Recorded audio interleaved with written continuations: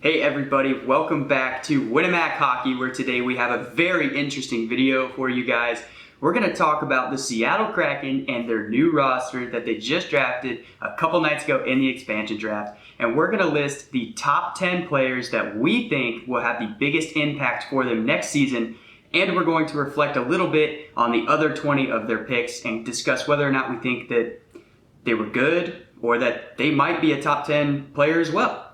If you guys are new to the channel, my name is Dom the Bomb Heater, and I am joined by Jake the Snake Armstrong and Matt the Brat Cleveland. Please consider hitting that subscribe button for some more NHL content, such as analytics, discussions, and we even have some street hockey content. All right, let's get into it.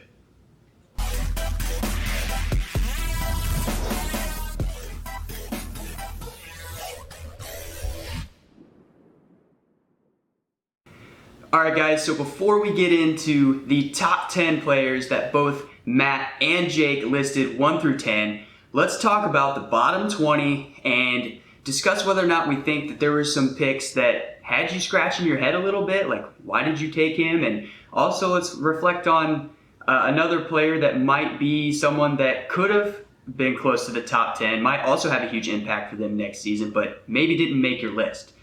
Jake, let's come over to you first. Was there anyone that Seattle selected that had you just kind of going, what are you doing? Yes. The big one for me was Gavin Bayruther. I don't even know if I'm saying that name right, but I don't think it matters that much because we won't be hearing it a lot this season.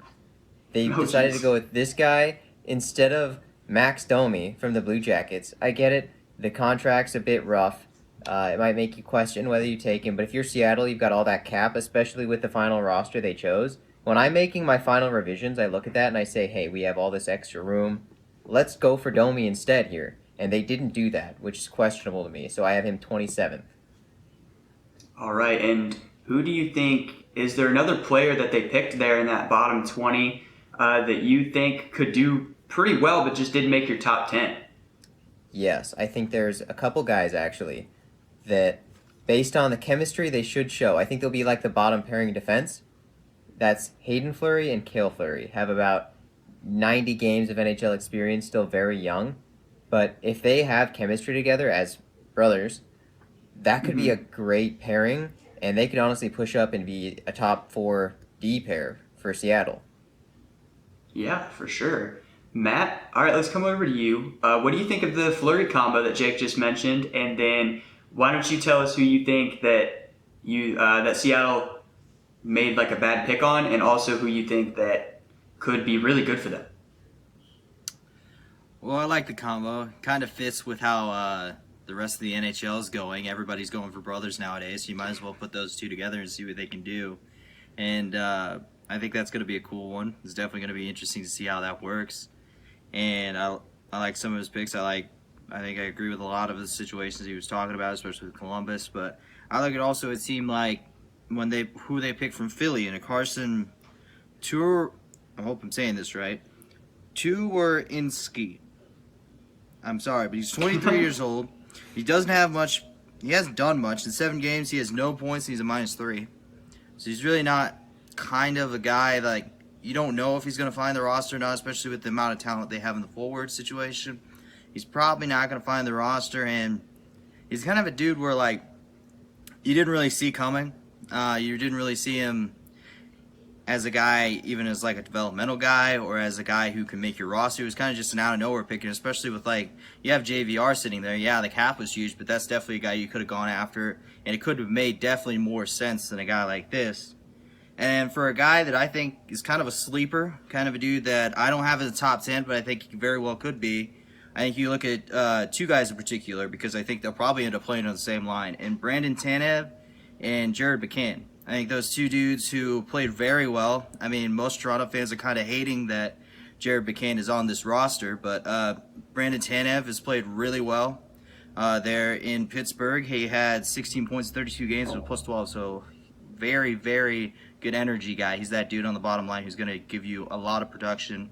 And his buddy there fighting in crime, and Jared Mccann is going to do the same. Yeah, I know for a fact that when Seattle picked their roster. A lot of us were over here thinking that they were going to go for the big names, at least take a couple big names, and really, with the talent available, make a roster that was going to be super competitive right away. But they went with the route of taking the young guys and developing them. But hey, it could work out. Maybe there's a strategy that they have that we don't know about that's going to work for them, and maybe they're going to go out in free agency and pick up some big names there. Jake, before we move on, though, what do you think of Matt's pick? Do you think that those two guys are going to be really good for the Kraken? First off, I want to mention that Matt's guess was as good as mine. Torinsky, lots of letters, very few vowels. It's a tough one. But the Flyers had Shane Gostisbehere available, and you'd think that Seattle would have worked something out to say, we'll take Gostisbehere off your hands, and you give us all these picks, which is what Arizona ended up doing. Is Arizona got a haul just for taking on that Gostisbehere contract, and Gostisbehere is going to play better for you than this Torinsky guy. So that's one that also has me scratching my head, so I thought that was a great mention by Matt. And, other than that, the guys that he mentioned, Taneb is going to be a great depth guy for him. Altogether, I think Matt had some good mentions there. I definitely agree. So speaking of young talent, though, let's talk about, just real quickly, their first pick in franchise history, and Matthew Banier. Guys, this guy has been praised when it comes to the draft, mock drafts. Everyone's saying that he is going to be a guy. And Seattle was like, let's take him. They have faith in him. Jake, let's come back to you. What do you think of him? Do you think he's going to be that franchise player that they're hoping he's going to be? 100%. This guy is the real deal. He's going to be a great player for them. He's very defensive, though. And this isn't a team that has a lot of high skill forwards. So you've got to give him people to play with. He's going to need some time to develop and put on weight. I noticed he was 6'1", 174 pounds. His frame is very small right now, which isn't terrible for a forward. It's probably where he gets some of his speed from. But I look at a guy like Pavel Datsyuk, where Beniers is very good defensively. Datsyuk was a legendary two-way player. I think if they could build Beniers into being a great offensive threat, as he's already a great defensive player, and he's not bad offensively now, but if they could take him to the next level and turn him into more of a Datsyuk type player, he's got to put on some weight. Datsyuk was a few inches shorter, 5'11", but he was 190 pounds. So I'd like to see Beniers put on some weight, and we'll likely see that before he comes to training camp this fall. Oh, I'm sure. So, Matt, let's come over to you, and let's talk about this Matt. What do you think about him, and do you agree with Jake here? Do you think he's going to be that guy? I think Yanni Gourd's going to be running scared because he's been wanting that first center role, and I think Matthew Beniers is going to be fighting for it for sure within the coming years. I think he's a star in the making. He was incredible last year at Michigan, and he's a dude who was, by many analysts, compared to Jonathan Toews, a three-time Stanley Cup champion and captain of the Blackhawks. And I see a lot of it in him. Being a Blackhawks fan myself, watching a lot of Jonathan Toews, I think the comparison is very, very up to fruition. I'm excited to see what Matthew Beniers can do in Seattle. That's kind of funny, though, if you think about Yanni Gourd's perspective. He gets pulled off of a back-to-back Stanley Cup team to this expansion team that doesn't look that great, but the one thing he has is, well, at least for the first time in my career, I get to play top-line minutes. Well, maybe not. All right, guys. Hey, appreciate the thoughts there. I definitely agree. I think that this was arguably, we could look back a couple years down the road and say, yep, he's the best player in that draft. And I think Seattle knows that they got themselves a diamond in him. So, hey, let's get into the top 10. I'm sure everyone's been sitting here going, when are we going to talk about the top 10? That's what I clicked on this for. So let's get into it. You guys both made a list, completely different, without talking to each other. Jake has his top 10. Matt, you have your top 10. So, Matt, let's start with you. Let's talk about the guy that you have ranked at number 10 that's going to have a good impact for Seattle this season. Well, I got a number 10, according to Jake, the former Big Rig, in Jamie Eliziac. Eliziac, I'm pretty sure is how you pronounce that. He had 14 points in 56 games. He was a -3. I think he's going to be immediate, at least second pair on that back end. And he's going to be a guy who's going to give you a lot of energy. Big hitter guy, big guy, fits this team very well. And he's a dude who, He's a fun guy to watch play, and he's going to be a fun guy to see in that Seattle uniform. Mm-hmm. Jake, thoughts on Eliziac, and then who do you have in the number 10 spot? You know, we mentioned Yanni Gourd and how he might be a little hesitant going to Seattle after leaving Tampa. But Eliziac was the first guy that, upon being talked to by Seattle, said, I want to be here, sign me up, immediately sign an extension. So his head's in the right place here. I think he's going to be a great player for Seattle. So I would agree with Matt putting him in the top 10. My 10th best player on the team is Adam Larson, another guy who just said, hey, sign me up. Let's do this, Seattle. Another defender as well. 4 goals, 6 assists, 10 points last season. He was a +2 in Edmonton in 56 games. So I think he'll be solid in a depth role. There's lots of defensive depth on Seattle. It's like the one thing they have going for them out of that draft. So I think it's going to be tough for him to get minutes, but I think he's still going to be a solid player for him. So that's why he's my 10th player. Mm-hmm. One thing I will say about Eliziac is, as a Hawks fan, anytime we played Dallas, anytime that he was on the ice, I was like, man, this guy was really good against us, and I'm kind of glad to see him go to Seattle. I will just say that he's going to do really well for them, I think. So good pick there too, Jake, with Adam Larson. I think when you get them guys that are like, yeah, sign me up, let's do this, let's make this expansion team great, those are the players you want, and maybe that is literally what Seattle's looking for.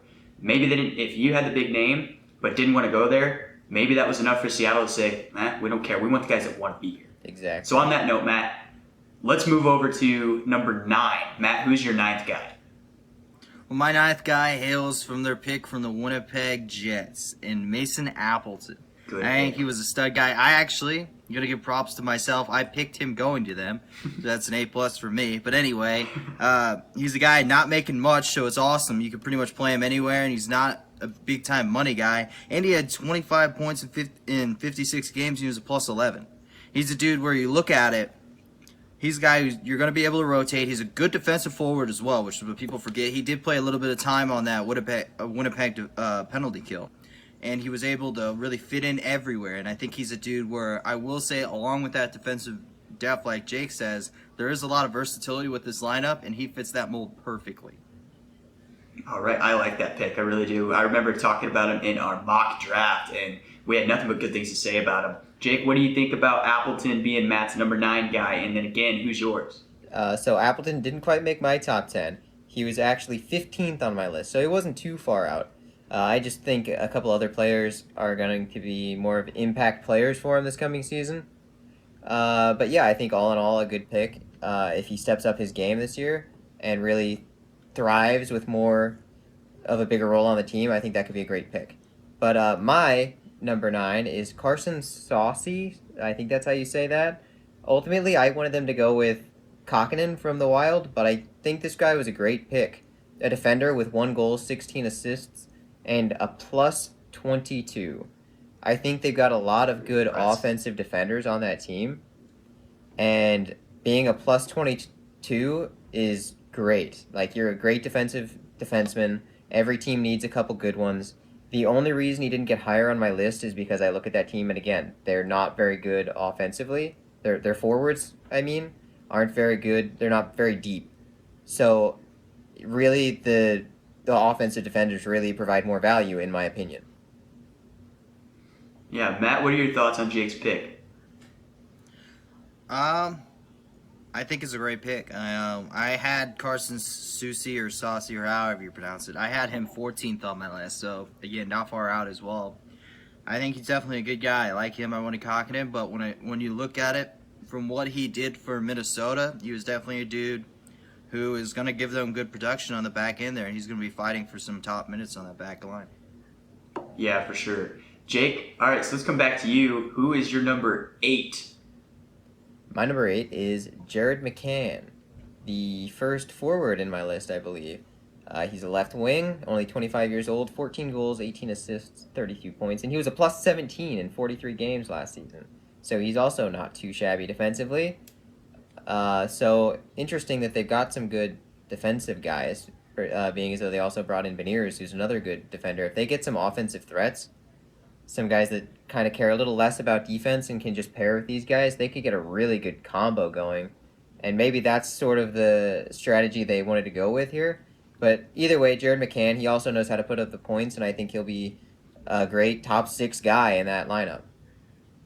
The more I see people talk about him, the more that I feel really great for Seattle for taking that pick. And just like Matt, I believe it was you mentioned earlier, Toronto fans probably not too happy about that one. But Matt, let's come over to you. What are your thoughts on McCann, and who do you have sitting in the number 8 spot? Well, of course, I love the pick. I talked about him earlier. I mean, he's a dude who I would have had him higher on my list, but I had some defensemen a little higher than that, and I wanted to value more defensemen into this top list. But I still think I agree with Jake wholeheartedly. I think this is going to be a guy who's going to be able to contribute for him right away, and he's definitely going to be a dude who's going to be able to fit into the lineup well. For my number 8, I have from Jake's St. Louis Blues, their pick, Vince Dunn. He kind of had a down year this year, even though 20 points in 43 games isn't bad, but the -8 isn't great. I think he's a dude who's going to have a bounce back in a great way. I think he's going to be a guy who I could see him paired with some of their top guys on that top line there on defense, and I think he has a ways to go. And I think he's a dude who, when they look to the future of their D, he's going to be the number 1 guy they look at, as this guy is going to be carrying our defense for a long time. Jake, since you are the St. Louis Blues fan, what are your thoughts about Vince Dunn? And then we'll come back to Matt for his number 7. As much as it pains my heart to see Vince Dunn go, I'm so happy for him that he's going to get an opportunity somewhere else. He really got the shaft in St. Louis. We saw Pietrangelo leave in free agency, and then what does the GM say? Well, Colton Parayko, that's going to be the alpha on the back end. Well, if I'm Vince Dunn, I'm saying, hey, I haven't done too bad of a job myself. And pretty much all season there was rumors the Blues wanted to get rid of Dunn, wanted to trade him. It never actually happened, and then they gave him up for nothing in the expansion draft. And that is all Seattle's gained. Vince Dunn is a great player, and he's going to shine on that roster.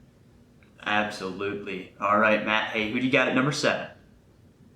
All right, I'm going back to the forward pair, and I'm going to the guy in Jonas Don Scoy. Another guy I actually picked them to take, and pat my back again for that one. He had 31 points in 56 games and a +14. Was really part of that great Colorado team that should have went farther than they did. But he's a guy who fit in well, great there in Colorado, and I think he's going to do the same exact thing on this roster. I'm excited to see him play here. He's coming off the best season in his career in the NHL. I think it's only going to get better from here. And plus, making only $3.5 million, so not bad for a guy who's probably going to play top 6 minutes for you. Oh, absolutely. That is an amazing contract for a player of his skill level. Jake, what are your thoughts? And then we'll come over to you for your guy. Let's just cut out the middleman. My number 7 is Jonas Don Scoy. I think he's a great forward. Matt pretty much took the words right out of my mouth. Seattle fans should be excited to have him, and he is another guy that's just going to perform. He can put up points, and now that he's not sharing the ice time with McKinnon in that top line that really, they get most of it there in Colorado, and why not? Because they're fantastic. But Don Scoy is ready for his own chance, and I think he's really going to make the most of it. Oh, yeah, no doubt about that. So, Jake, since that was your 7th guy, let's come back. Give us your 6th guy. My 6th guy, we just mentioned him too, is Vince Dunn from the St. Louis Blues. I mentioned a little bit about him earlier, but I think it's also fair to note they do have Soucy, and that was that defensive guy. Vince Dunn is that offensive guy that can lead the rush and get going with you, and if they pair those guys, we're just going to get to watch so much magic happen. That's going to be a fantastic pairing. Matt, do you have any thoughts? I know you talked about Vince Dunn earlier, but if you have more thoughts, feel free to share, and then give us your 6th guy as well. Yeah, I agree again with Jake with Vince Dunn. I think he's a dude who, I think him and Carson Soucy or Soucy or how you say it, they're going to work well together, and they're going to be guys who I think they're around the same age. Either Vince Dunn is, I know Saucy's 23, but I'm pretty sure Vince Dunn is either 23 or 24 as well. He is 24. 24, yeah. So there's 2 dudes who are right getting in, not even really reaching their prime yet. These are dudes who's going to be a flag bearer for the team, and I agree. I think putting them together would be a great idea if you're Seattle. And for my number 6 guy, I'm going along with another guy with a cool name in Cali Yonkrup. I think this was also another guy that I picked. And he had 28 points in 56 games. He was a plus 13. So he's a dude who's a stud. He was really good in a team that wasn't very good offensively in Nashville. He was one of the lone bright spots on offense for them. Really shined last year. And another dude who's coming off a career year, just like Jonas Don Scoy. So I think those two working together on the same line, I think, would be amazing. You just need to find a center for those two to be in between. But he's another guy, just like Jonas Don Scoy. Two dudes who are going to not making much money. I think Yonkrook's only making like, what, 2-3 mil? Something like that. I think it's pretty cheap. But gives you a lot of production, and he's going to be in a bigger role than he was in Nashville as well. So he's going to be able to flourish more, and he's going to look good in blue. Yeah, Matt, you mentioned Nashville's offense. They also got rid of Arvidsson via trade, so it's going to be interesting how Nashville's going to try to look to improve that offense after giving up 2 of their best players. Jake, thoughts on Yarncrow? And then we'll come back to Matt for his number 5, I believe. I think we need to do a little bit more self-praise here. In our expansion video, we predicted that they'd take Yarncrow because we knew what a good player he was. So I think it's a great pick for Matt because he's that great player that we predicted. Seattle knows that. I think they're going to play him in the right roles. He didn't quite make my top 10, but I sort of went with a defensive-led top 10. I think Matt's picks have been great so far, and Yarncrow is just another guy who's going to get good minutes, is going to put up a lot of points. All right, Matt, let's talk about your number 5 guy. We're almost halfway through the list. All right, my number 5 guy is the guy that Jake's already talked about. I just found him just a little bit more. And Adam Larson, who had 10 points, 56 games, plus 2. He's a really good. I think he's perfect for a guy who you can sit next to, an offensive-led defenseman, and he can lock it down defensively. And he's a guy who, Edmonton, I really don't know why they wouldn't protect him. Instead, they go after some of these older dudes and some of these guys that don't make sense. And they're going to pay for it because Adam Larson is going to play really well for Seattle. And in that division as well, Larson is going to make them pay for letting him go. Absolutely. Jake, what are your thoughts on that one? I mean, I already mentioned him. I think he's exactly right. He's got a bone to pick with Edmonton for letting him go, and he's going to prove why he deserves to be a top defender in the league. Yeah, exactly. All right, Jake, who is your number 5? Matt mentioned him earlier. I had him a little bit higher. We might have done a flip-flop here. I have Jamie Eliziac. He had 6 goals, 8 assists, 14 points, and this guy is just going to lay the body. 6'7", 255 pounds. If I have my facts correct here, he's the heaviest guy in the NHL. And, you know, he knows how to throw that weight around. He is going to be a great hitter. And that's sometimes teams just need that spark. Lay the body. It's a momentum shift. And he's that guy for Seattle. He's going to be great. He can put up points. He's not terribly defensively. I'm excited to see him play, quite honestly. Oh, yeah. Yes, that is for sure. We've definitely talked a lot about him earlier. So, Jake, let's go back to you for your 4th pick. My 4th pick is another heartbreaker. It's Yanni Gourd from the Tampa Bay Lightning. We talked about him earlier, too. He's going to be that top-line center that I honestly thought Max Domi was going to be. But 17 goals, 19 assists, 36 points. And he was playing like third-line minutes in Tampa because that team's just so deep. With an expanded role in Seattle, getting the top-line minutes, the sky is the limit. Just all the luck to Yanni Gourd. I think he's excited. I'm sure he wanted to be one of the guys that Tampa protected, which didn't quite happen. So I don't think he has any hard feelings towards Tampa, but definitely knowing that team you just helped win 2 cups lets you go, I think he's going to have he's going to want some redemption there. Oh, yeah, for sure. Matt, what are your thoughts on Jake's pick with Yanni Gourd, and then who do you got sitting at number 4? Well, I'm really high on him so far, in fact, that we might see him later on my list, but he's an incredible player, and I agree with Jake wholeheartedly. He's a dude who's going to contribute for them right away. Wouldn't be shocked at all if they come out. I know he's going to have an injury, so he's going to be out for the first month or so of the season, but the minute he's back in the lineup, that guy is going to be their top forward. I agree with that wholeheartedly. I think he's going to be a guy who's going to be able to contribute for them right away. And he's going to be a guy who you're going to be looking at on posters and seeing his face. So anyway, I'm going on to my number 4th pick, and it's my highest defenseman in the 37-year-old vet, Mark Giordano. He's a guy who, the bald man himself from Calgary, he had a really good season for Calgary this year. 26 points in 56 games and a +5. And I thought the craziest thing about that statistic is that he, at 37 years old, he's still playing every single game, hitting top-line minutes for Calgary. I think he's still got a little bit, not much, but a little bit left in the tank, only on a one-year deal, but he's going to give his all for this team, and he's a really cool guy.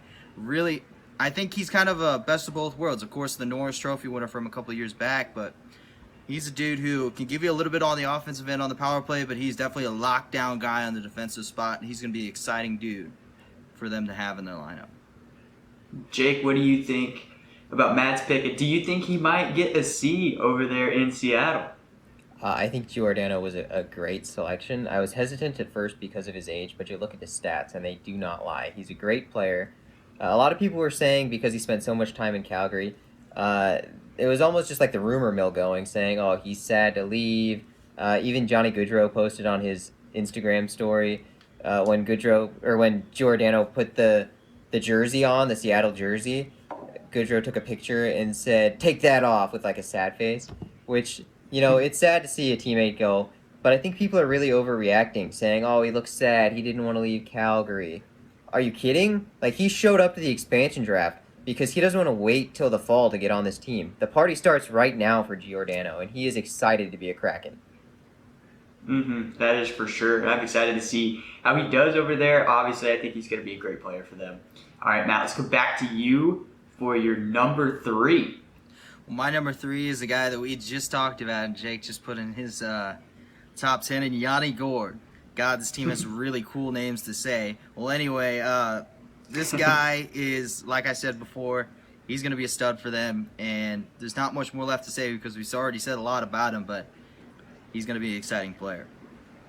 Oh, yeah, and I think Jake would agree. So, Jake, do you just want to hop into your third guy? Yeah, my third guy might be a surprise here. It's Vitek Vanacek from the Washington Capitals, who I, for one, didn't even see the Kraken taking. I thought it was dumb that the Capitals didn't protect him. He outplayed Samsonov last year, which is why I think in Seattle he could fight for that starting role. He had a 2.69 goals against and a .908 save percentage. Washington doesn't have the greatest defense, so he kind of had to bail him out on several occasions. And I think Vanacek is the perfect acquisition, whether I saw it coming or not. He was 21-10-4 last year, pretty much in a starting role. So great pickup for the Kraken. Yeah, I remember that we had them going with Kakinen from Minnesota, and when he didn't get taken, we were all like, wait, what? I thought that was for sure who they're going to go with. And instead they go with Vanacek. But Jake, numbers don't lie. Like you said, I think he's going to be really good. Matt, what do you think?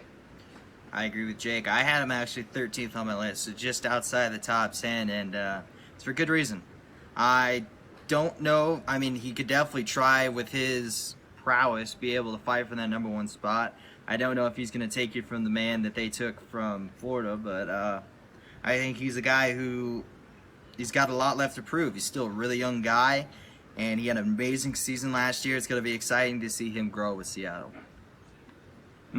All right, Jake, let's go back to you. We are at number 2. Who do you have? All right, so this might be even a bigger surprise. My number 2 is Chris Driedger, the other goaltender that they selected. He had 14 wins, 6 losses, and 3 OT losses last season, 2.07 goals against average, and a .927 save percentage.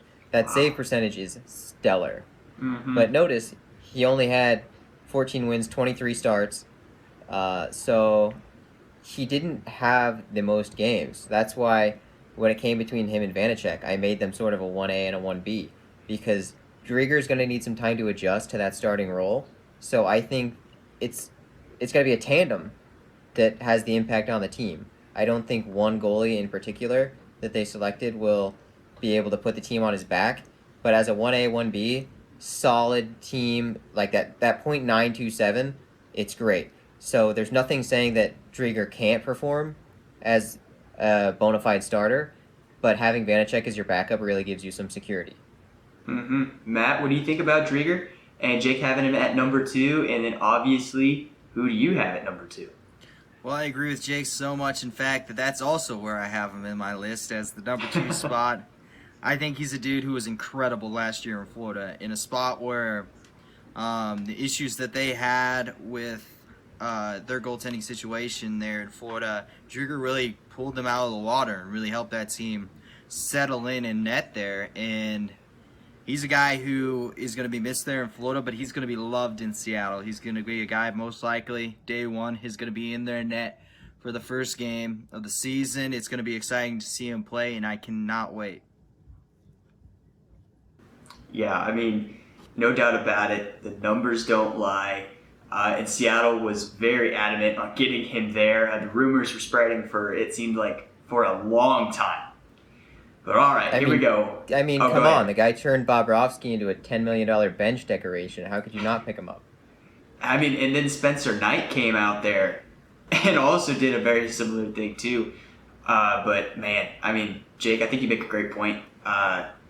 Helping him adjust to the minutes is going to give Vanacek a chance to shine, too. And I think you might see him split time almost evenly until Drigger gets adjusted to that starting role. It's going to be so cool to watch. All right, so the moment we've been waiting for, your guys' top picks of who you think will be the most influential and most impactful player for the Seattle Kraken in their debut season. Get the drum roll ready. Matt, we're coming to you. Who's your guy? It is from the Islanders. Jordan Eberle is my top guy. He's a guy I'm still shocked that he was unprotected. I mean, come on. Matt Martin and Kyle Clutterbuck over Jordan Eberle and Josh Bailey. I mean, are you kidding me? I mean, for a well-run organization as the Islanders are, that's a head-scratcher. And you leave a guy in Jordan Eberle who was one of the best players on that Islanders team unprotected. Obviously, Seattle had to pick him up. It was either him or Josh Bailey. I love Jordan Eberle. I love this pick. I know he's 31, so he's over the age where, like, you're getting to that point where he's going to have a couple good years left in him. He's definitely going to be a guy who I think day one, especially with Yanni Gourd out of the lineup, you're getting your points from this guy. He's going to be definitely a first-line forward for you, and he's going to contribute right away. I love this pick. I love that he was there already. He was there sporting the jersey. He's ready to go. Everybody, all these fans are ready to go, and I'm excited to see Eberle on the ice. All right, Jake, your thoughts on Eberle, and then who is your number one guy? Let's pump this up. Okay, so first off on Eberle, pretty good pick from Matt. I had Eberle 12th myself, so just right outside the top 10. But you know, if he comes out and he leads that offense, he could be a solid top 5 guy even by the end of the year for me. But some of the intangibles as well. Matt did mention he's an older guy. That doesn't necessarily mean it's a bad thing. They have a young team, and they need some older veterans to give some experience there. They've been in every situation. They know how the game is. They know what the young guys are going through. So pretty good pick for multiple levels there from Matt. And he's got playoff experience too. That's true, but I personally don't see Seattle making it into the playoffs quite yet. That's true, but I'm just saying. Hey, we'll have to see. All right, but Jake, your number one guy, the moment we've been waiting for. Vegas did surprise us, but moving on to my number one. Mark Giordano is my number one. Hey. Matt had him, I believe, like 4th or so. Yep. Big defender for him, another veteran. Sort of the same reasons I think that Matt put Jordan Eberle is those intangibles, that leadership. We talked about him earlier, 9 goals, 17 assists, +5, 26 points in 56 games. He knows how to score. He won the Norris a few years ago. I think we pretty much said everything there is about him earlier. Just great leader, great player, lots of skill there. Great selection from Seattle. Oh yeah, no doubt. Even though Seattle may have surprised us with how young they drafted their team, I think for sure that these guys in your guys' top 10, they're going to come out and make a difference. And the guys in the bottom 20, we're not saying they're going to be awful. There are some players that were like, well, that was an interesting pick. But they could come out and they could play too. So Seattle, the best part about this upcoming season is going to, again, Jake, you mentioned Vegas and how they surprised us. Seattle could come out and literally play some of the best hockey we've seen in a long time. And that is the greatest part of having an expansion team. You see one of your players get taken from your favorite team and you're like, no. But then you come in, the next season you see them play and you get to see them step up in a bigger role most often. That's going to be super exciting to watch. But hey, for all you guys watching, if you're still with us, let us know in the comments below who you think is going to have the biggest impact on the Seattle Kraken. We'd love to hear from you, and we'd love to talk with you about it because that's what we love doing. We love talking hockey. So let's get the conversation started. If you liked our video, please give us a thumbs up. And again, consider hitting that subscribe button. We're growing, and you guys make it happen. So join the team. And again, let us know what you think in the comments below. So that's all we have for this video. If you guys don't have any other comments or concerns. All right, sweet. Well, that's what we got, guys. Thank you so much for tuning in to Winamac Hockey. We will see you next time.